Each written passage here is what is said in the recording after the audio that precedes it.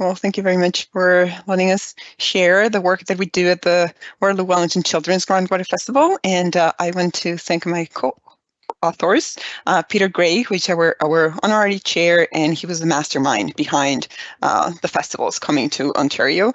Dan Magyar and Kyle Davis, who are our board chairs, who helped as well to put this presentation together.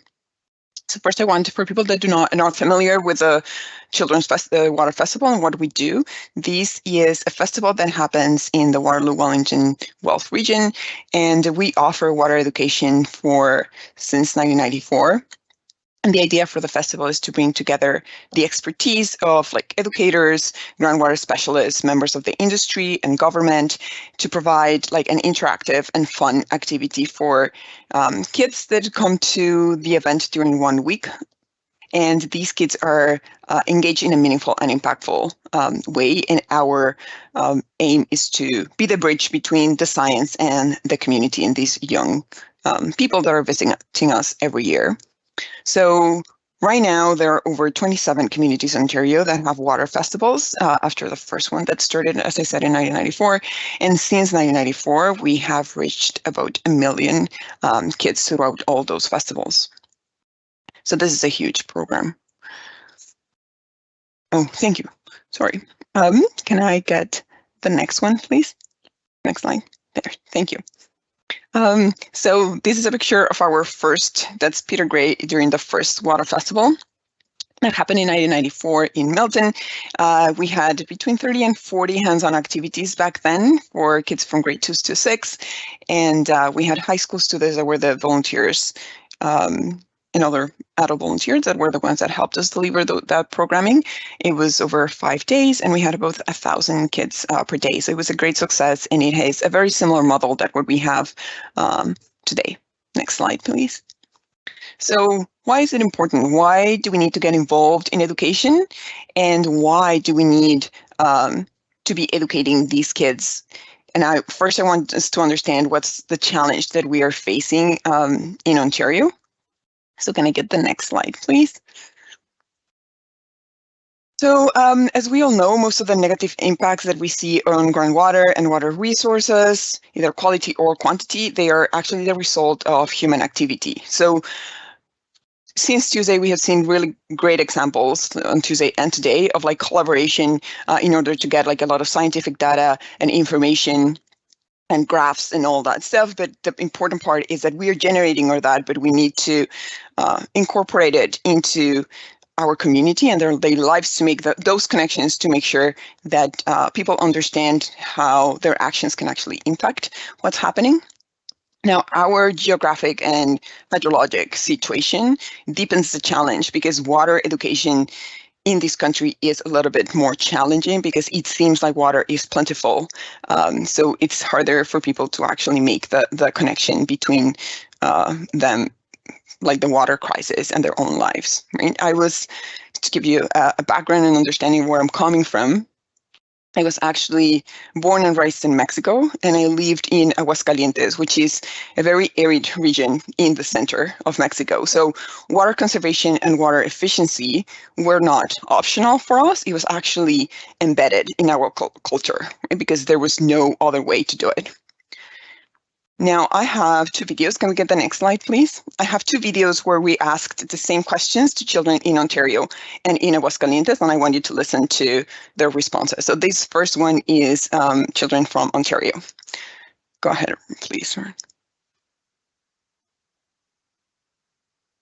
Hey. How long have you gone without water?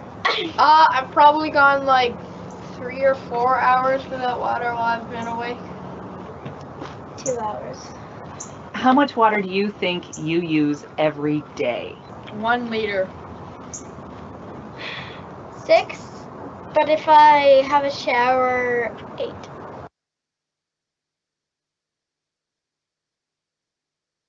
What are ways that you can say that you try to conserve water? Making sure my sister doesn't turn it on to brush her teeth and then leave it there, which she does a lot. I don't leave the tap on while brushing my teeth. If you're done drinking water and you don't finish it, you could put it back in the container so you can save it instead of dumping it down the drain.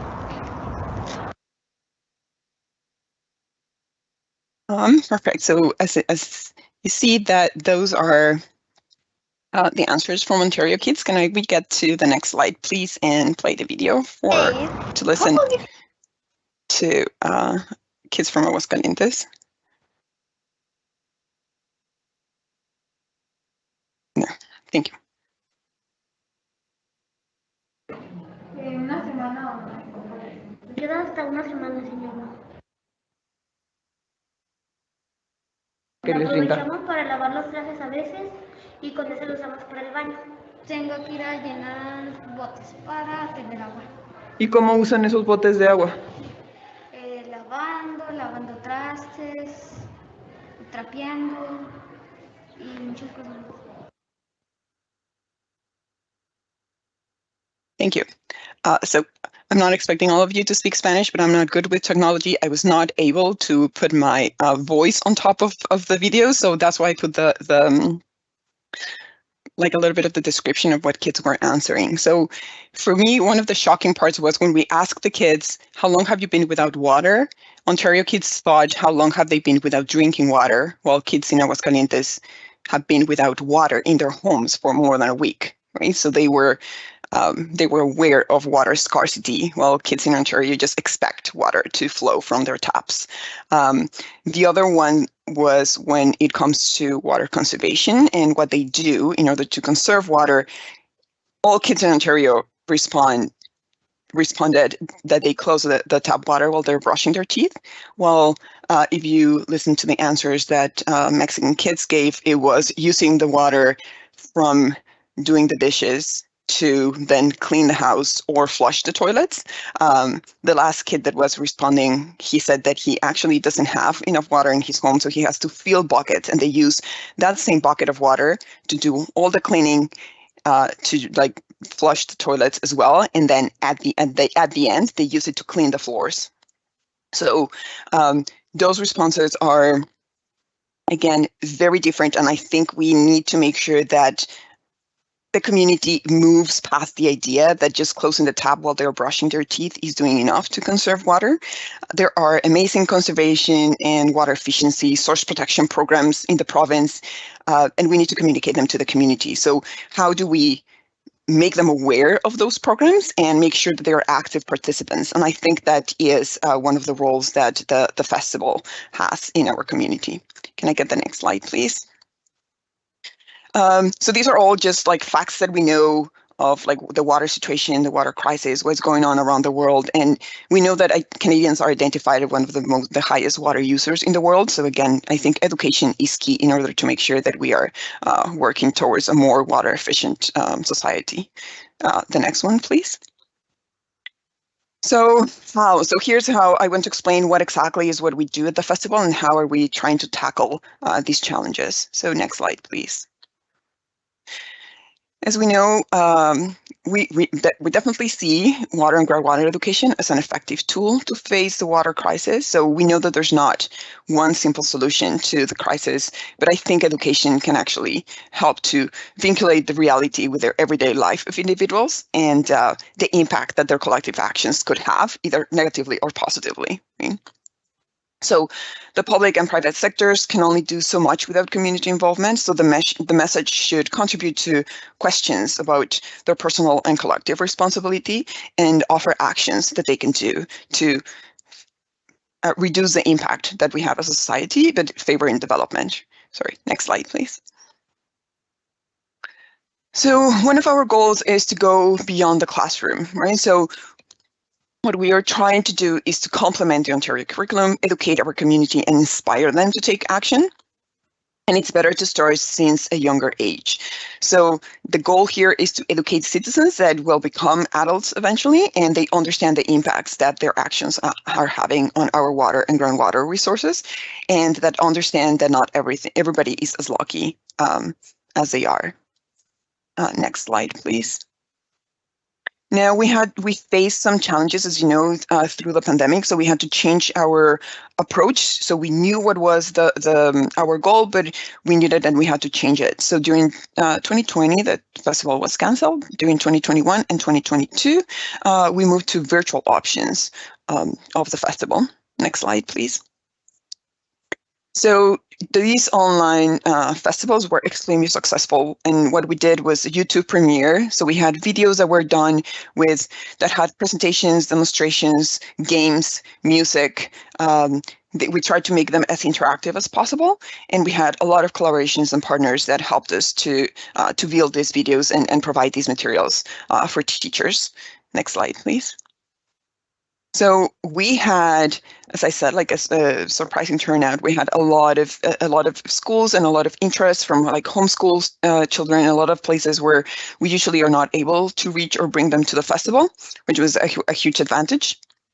These are the attendances for each day. So we had about like 7,000 students participate during the live event, but because these videos were uploaded into YouTube and they are up and people can watch them at any time, we have had thousands of views since then, which is another advantage of having these resources already uploaded. Okay. Can I get the next one, please? So as I said, like it was a huge advantage that we did not have capacity limited to the site limitations.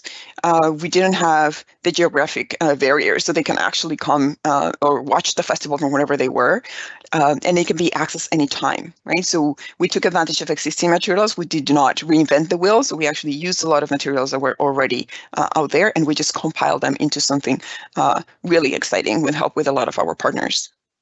Next slide, please. And I think one of the other things that we discovered is that there's a lot of other ways in which we can keep the engagement virtually throughout the year.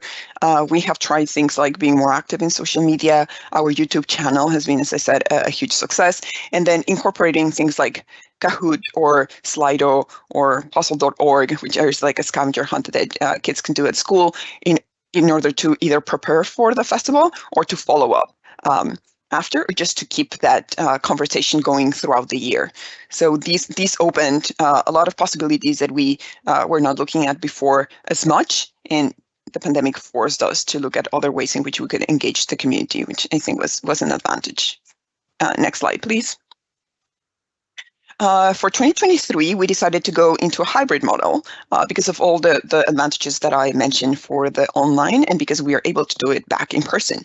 And for the first time, we are moving away from Waterloo County and Waterloo region, and we are going into Wellington County. So we are going to have the festival at the Welf Lake Conservation Area. We are really excited about that. And then we are offering a virtual festival on June 13th.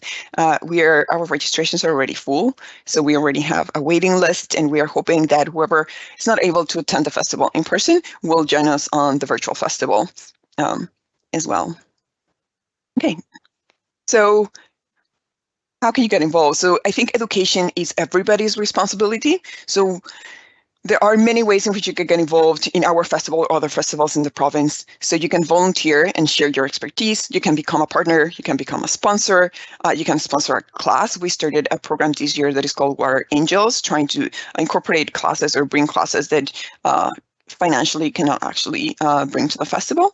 And then come and see it. So visit us and make sure that just send me an email if you're interested in either visiting or helping out, and I will be happy to direct you to what you can do. Okay. Thank you very much, everybody.